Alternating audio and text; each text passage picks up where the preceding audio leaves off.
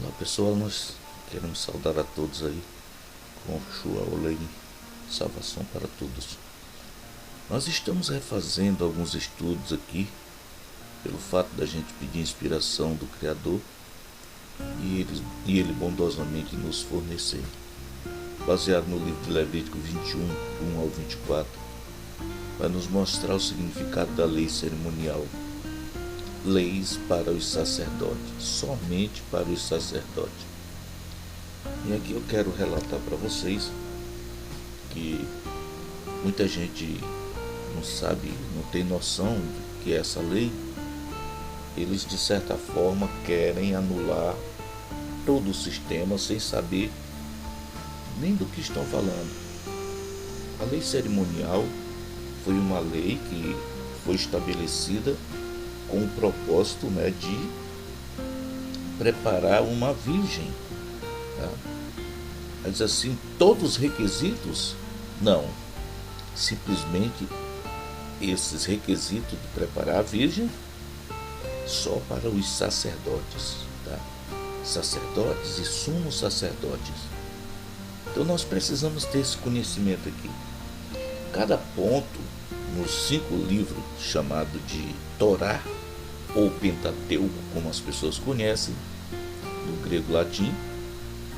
Torá é no hebraico paleoarcaico. Eles são os livros da lei. Então cada texto cita, cada lei tem sua citação. E eu quero fazer estudo aqui baseado nisso, para que todos conheçam esses requisitos. Tá? A lei que nós vamos falar agora é a lei para os sacerdotes. Vamos prestar atenção. Não havia sacerdócio antes, até Nehushta tirar o povo do Egito e levar para o Monte Sinai. A história não rege. Apesar de ter aquele texto lá do Melquisedeque que diz que era sacerdote de algo, nada a ver. Não tinha sacerdote ainda. O sacerdote foi formado aqui no Monte Sinai. E ele começou mais ou menos assim.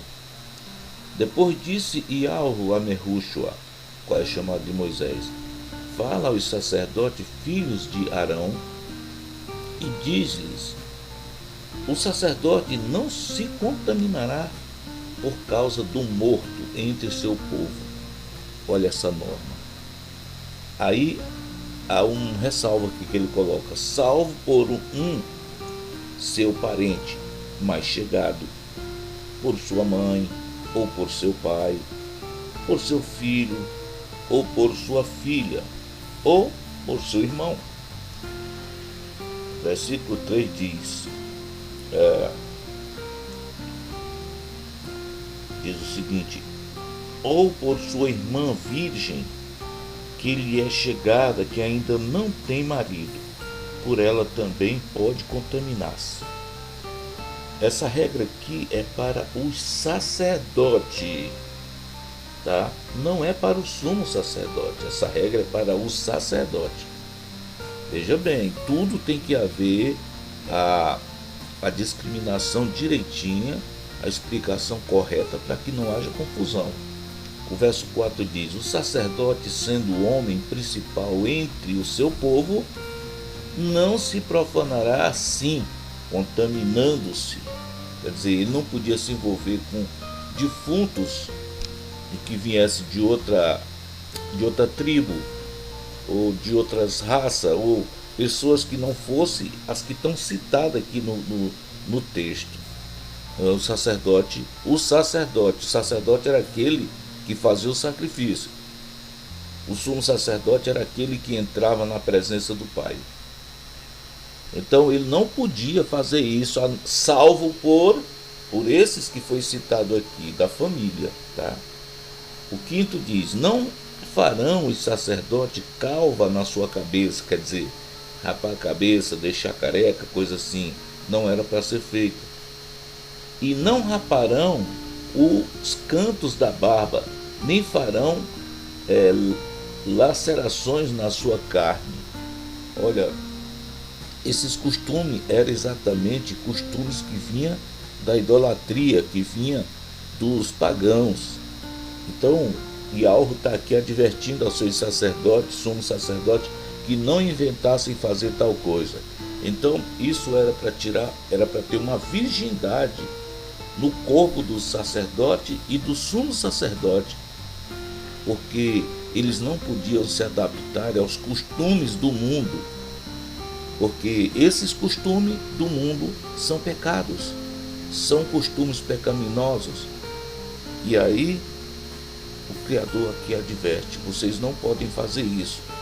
Eu quero que vocês sejam puros, para que tirem da descendência de vocês uma virgem pura, sem nenhuma mácula de defeitos, de pecados dos seres humanos. Era isso que ele estava falando para os sacerdotes e sumos sacerdotes. Tem gente que questiona a virgindade de Mauro, né?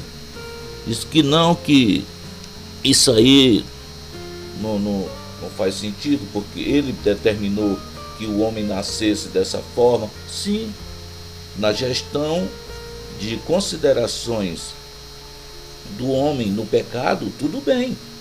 Mas na questão do nascimento do seu filho, não podia ser. Tinha que ser puro, tipo lá do Éden. Quando Adão e Eva estiveram lá no Éden, tinha que ter essa pureza. Então, o verso 6 diz: porque são puros, serão para o seu Yahweh, e não profanarão o nome de seu Yahweh, porque oferecem as ofertas queimadas de Yahweh, e também distribuem o pão do seu Yahweh. O pão aqui citado é Yahweh Shahol Mehushihai. Portanto, serão puros. Está vendo? O versículo 7 diz: não tomarão mulheres. Olha esse aqui como é profundo. Não tomarão mulher prostituta ou desonrada, nem tomarão mulher repudiada de seu marido, pois o sacerdote tem que ser puro, tá? Tem que ter pureza na carne. Não pode tirar uma geração pecaminosa. Muita gente não entende isso. Não tem nada não. Não, ele era filho, era de José. Nada a ver. E Augusto era como disse o querube, ele era um feto que veio do Ruhaulim do Altíssimo. Para isso, aquela jovem foi preparada para o nascimento dele. No versículo 9 diz: e se a filha de um sacerdote se profanar, tornando-se prostituta, eita, e a pessoa profana seu pai, no fogo será queimada. Olha, sinto muito, mas se o sacerdote tivesse uma filha e ela caísse em prostituição, ele teria que ser executado também. No mínimo, ele deixaria de ser sacerdote. Pois é, porque a filha dele profanou ele, tá? E no fogo ela tinha que ser queimada. Aqui está dizendo ela, não está dizendo o pai dela, né? O verso 10, aquele que é sumo sacerdote, agora a coisa vai para cima do sumo sacerdote, tá? Aquele que é sumo sacerdote entre seus irmãos, sobre cuja cabeça foi derramado o óleo da unção, e que foi consagrado para servir, ou seja, para vestir as vestes sagradas, não descobrirá a cabeça, nem rasgará a sua vestidura. Esse era um costume dos sacerdotes, rasgar as vestes. Quando descobriam o pecado, eles rasgavam as vestes. Não, o sumo sacerdote não poderia fazer tal coisa, está escrito aqui, tá? Mas tem mais coisa para o sumo sacerdote. O versículo 11 diz: não se chegará a cadáver algum. Olha a diferença aqui.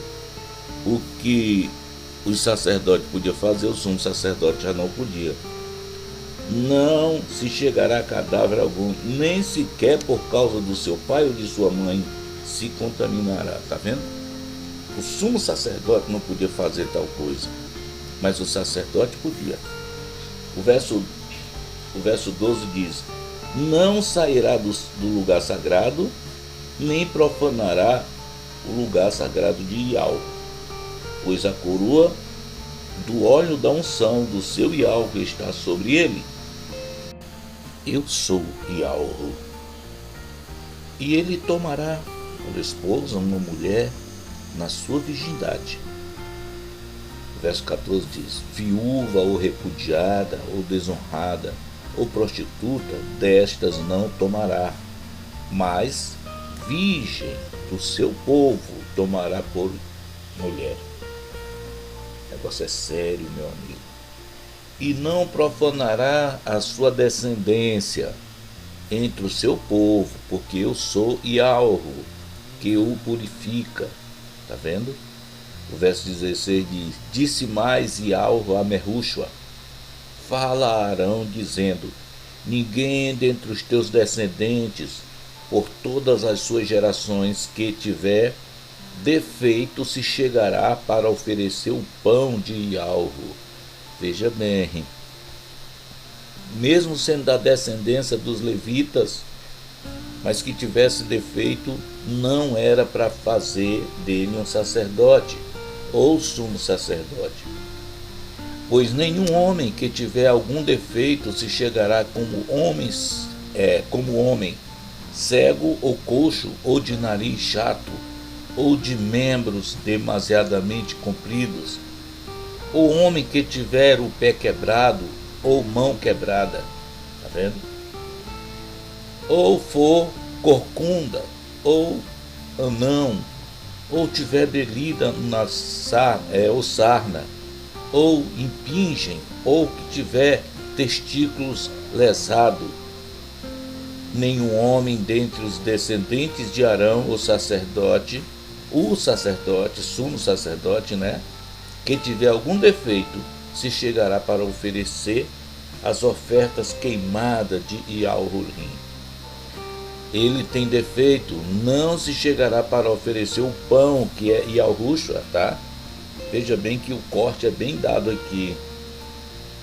No versículo 22 diz: comerá do pão de seu Yahweh, tanto do lugar puro como do lugar sagrado. O 23 diz: contudo não entrará até o véu, nem se chegará ao altar, porquanto tem defeitos, para que não profane o meu lugar sagrado, porque eu sou Yahweh, que eu os purifico. Merúshua, porém, assim falou a Arão e aos seus filhos e a todos os filhos de Elchorô. Aqui está exatamente lei para os sacerdote e sumo sacerdote. Essa lei era para eles, tá? Todas essas regências aqui era para os sacerdotes e sumo sacerdote.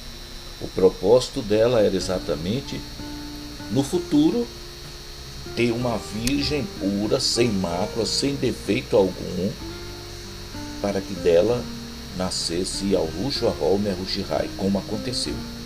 Então, quem contradizer isso aqui não tem conhecimento do motivo pelo qual foi criado os sacerdotes. Então vamos ficando por aqui, depois voltamos com mais uma lei, explicando mais uma lei. Até a próxima.